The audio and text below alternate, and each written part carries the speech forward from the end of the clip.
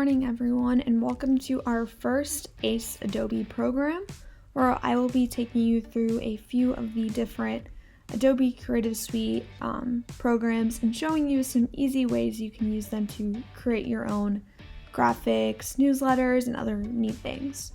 My name is Maddie. I'm the Marketing and Outreach Manager for the Boynton Beach City Library, and I'm excited to be with you all. So feel free to comment any questions you have throughout the program on this video, and we're going to get started with Adobe Photoshop, which is probably one of the more common Adobe programs. So I'm opening that up right now. And it will take a few seconds to boot up. And also, if you guys have any questions or programs that you would like to learn in this series, please also comment those, any specific things you would like to learn. So for today, we're just going to give a brief overview of the system and how you can create and set up a document. So the first step, once you have this platform open, is to do Create New. And then here you have a lot of different options for how to set up your document.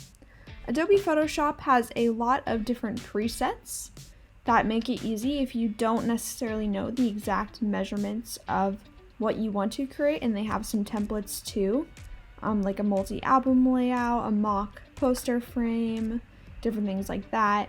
And then just up here, they just have presets. So here, like let's say you wanted to do a portrait, you would click this for photo. If we go to print, you see there's even more options like creating a letter document, legal document, and other neat options. And then down here, you'll see they have even more templates like creating ceramic coffee mugs. And then down here, even more. So for web, creating like web graphics for a website. Mobile, creating graphics that will fit your iPhone screen in the correct aspect ratio, your iPad, Microsoft Surface. So as you can see, there's a lot of different options we have here for creating documents. But for this purposes, I'm going to show you how to create a custom document. So here you can enter the name of your preset. So I'm going to do social graphic and show you how you can set up an Instagram size image. Now I just know this off the top of my head, but you can look it up if you're not sure. The Instagram aspect ratio is 1080 by 1080 pixels. Now, if you're creating something like a print document or a photo document, you might be used to the increments being in like inches or something like that, which you can change right here. So if I wanted to, for instance, create a letter size document, which I know is 8.5 by 11, I can do that here. And then these measurements can also then be converted right back to pixels or centimeters, picas, points, whatever you want. But we're going to go back to pixels and do 1080 by 1080. And here you can choose your resolution. I think 600 pixels per inch is fine for social. You can choose your background contents. So let's say, for instance, you're creating a PNG graphic, like a logo, where you don't want a white background. You just want to be able to pop it onto anything. You can have your background be transparent, and that will eliminate that issue. I'm going to keep it on white. And once we have this all set up, you can also change your orientation between portrait or landscape and choose an artboard. An artboard allows you to have multiple different graphics within one document to separate them out. And so we're going to do create. And here is our document. So this is the interface of Adobe Photoshop. And I will note that there are actually different types of workspaces that you can choose from. So this whole layout right here is called a workspace. And right now it is on the default Essentials tab. But let's say you were working with photography. You might want to do the photography workspace, which will give you options better tailored to editing photos. You can also do a workspace for graphic and web. And as I mentioned, these are all customizable. You can even, if you don't like any of these workspaces, You can start from a default workspace and kind of customize it and save it as a new workspace. or you can just click New Workspace, and that will allow you to save your own.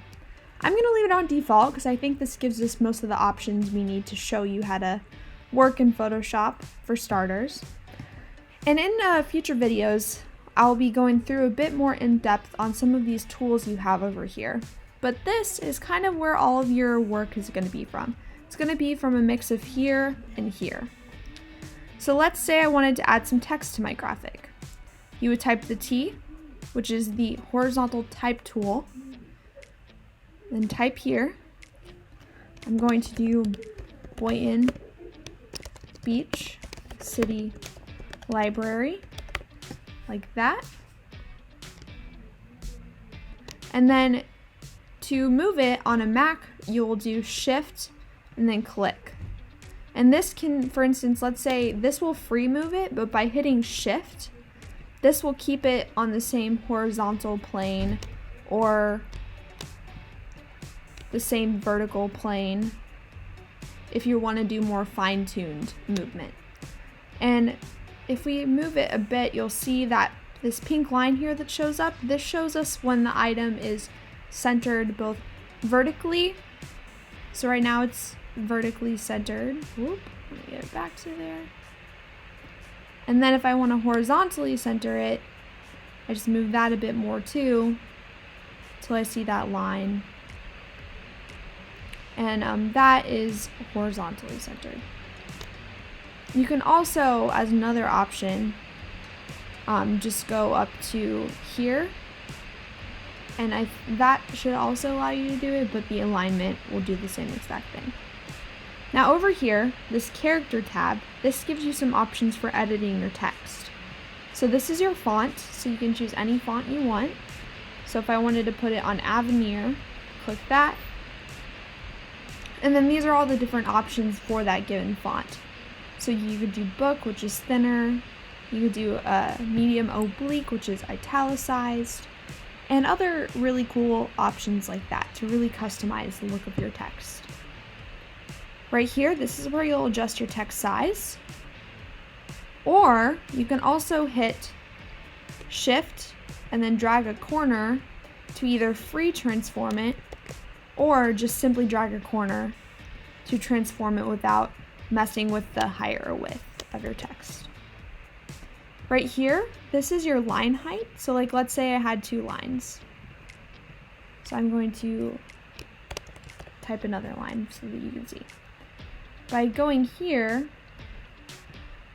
this will adjust how spread apart my lines are. So I'm going to do the auto option because that kind of gives you what is most best naturally. This option right here, this messes with your text spread between your letters. And then this one is where you choose your color. So you can either go through this whole thing and find a color that you like, or if you know the hex code or the RGB codes for your numbers, for your font color, you can enter those here.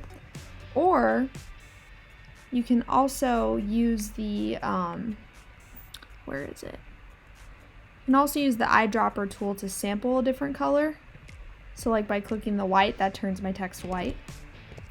But I'm going to bring it back to the blue or the brown.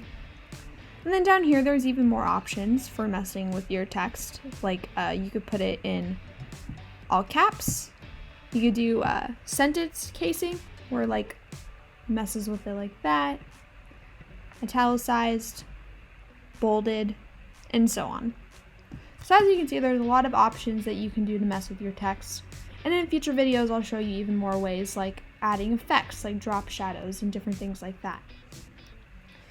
Now, a few other things to note. So as I said, all of your tools are over here, and if you're not sure how a particular tool works, because there are way more tools in Photoshop than I could ever show you in one program.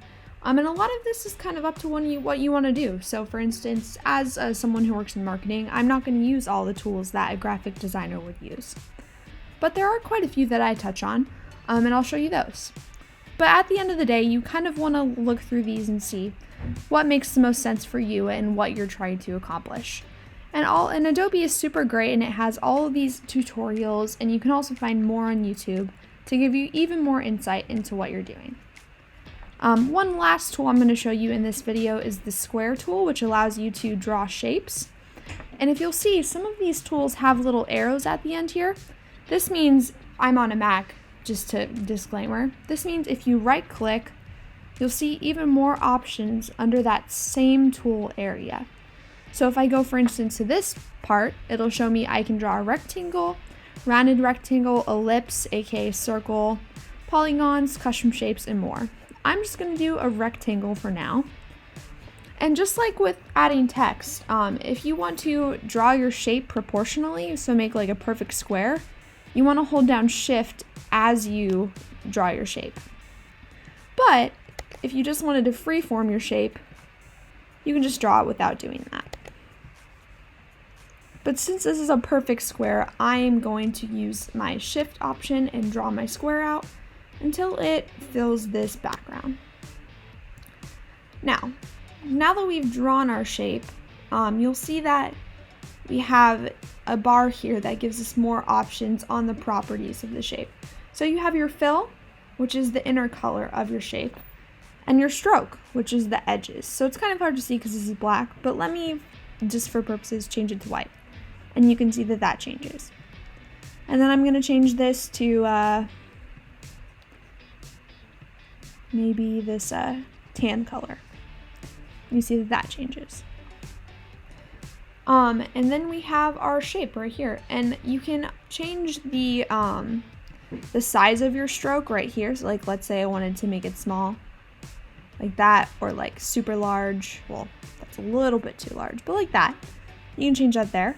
You can also hit this option, and that will get rid of your stroke. And same here, this will get rid of your fill if you just wanted a stroke and not a fill. Now the issue here is we've drawn this square, but we can no longer see our text. And why is that? That's because we haven't adjusted the layers. So Photoshop works in layers, and this is probably one of the most confusing things to figure out, is that if you're not seeing something, it might be because it's not at the top. So items on top in your layers panel are the ones that will be shown. Anything below will be covered. So what I need to do is click and simply drag, and that makes my text shown. And let's say you're working within a document and you just want to temporarily hide something so that it will be easier in your workflow. You can do that by clicking this little eyedropper, and that will temporarily make whatever that layer is invisible, and you can bring it back. You can also mess with the opacity of your layer. So like if we wanted to make the text, in this case, not as prevalent, we can adjust the opacity, and that will do it for us. And then if you want to lock a layer, so like let's say I want to select everything on this layer without moving my background. If you click here, right here, that will lock your layer. So that means when I click and drag to select all my options, it will not move that rectangle because I've locked it. Versus if I unlock it, then you'll see when I click and drag that my square and my text are selected. And you can tell that here because they're highlighted. And also when they are selected, you can do the things like aligning it and centering it, which they are both already aligned and centered, so that really did not make a difference. And once you are ready to export your beautiful graphic, you go to File, and there's a few options here. You can do Export, quick export it as a PNG, Save for Web Legacy, which is good if you're exporting things like GIFs, and that will give you even more options. And then Export As, which I would say is probably the most common way I export things, so you do Export As. And then here, you'll choose your file settings, so you could do JPEG, GIF, PNG. I'll do JPEG for now, but like if you were, for instance, exporting a logo, you would want to do PNG. So I'll do JPEG, and then you choose the quality of your image. Here you can even upscale or downscale your image. So if I wanted to make this smaller, I could do 720 by 720. and that'll automatically resample my image to be smaller. Or I could do 1920 by 1920, and that'll make it larger. But for now, we're just going to stick with the 1080 by 1080, which will show you the scale is back at 100%. And then we do export once we're satisfied with how this looks. And then you choose where you want to export it. So I'm just going to do desktop. And then save. And that is it. That you have now successfully exported your first graphic in Photoshop. Thank you all for coming to our first Ace Adobe tutorial. I hope you found this helpful, and I welcome you to join us again next month as we dig more into the different things you can do in Photoshop. Have a great day, everyone.